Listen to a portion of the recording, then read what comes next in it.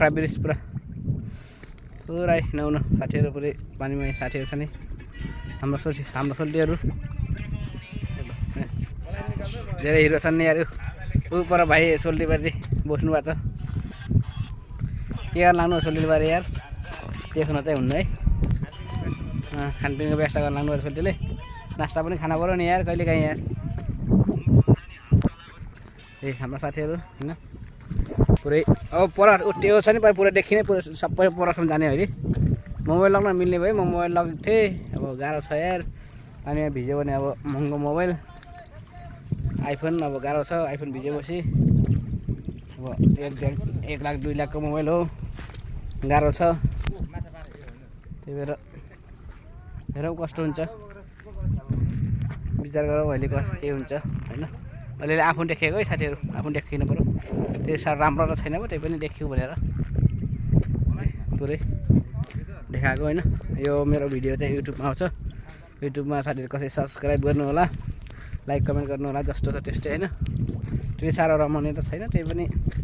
यसो घुमफिर गरौँ छुट्टीको मौका छोपेर भनेर घुम्न आएको ठिकै छ भनौँ अब त्यही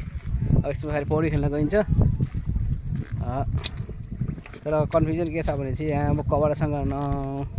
कपडा निकाल्न चाहिँ पाइँदैन रहेछ नहुन यार गाह्रो छ के गर्नु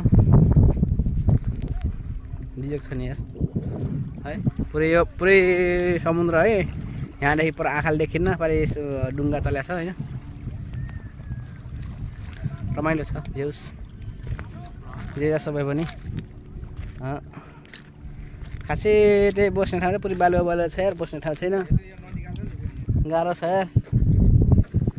त्यही भएर यसो रमाइलो गरौँ भनेको हेरौँ अब म जहाँ जान्छु त्यहीको हल्का तपाईँहरूले कतारमा जहाँ घुम्छु मेरो भ्लगमा आउँछ होइन केही न केही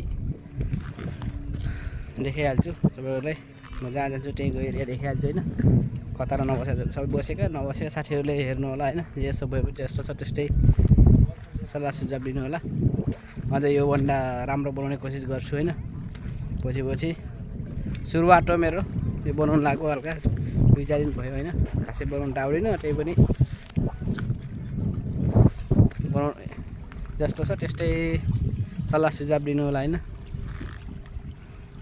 सकेसम्म मेरो युट्युबलाई सब्सक्राइब गरिदिनु होला अनि लाइक कमेन्ट गर्नु होला जस्तो छ त्यस्तै म पनि गरिदिन्छु होइन रिप्लाई आउँछ मेरोबाट पनि म फेरि अब आफ्नो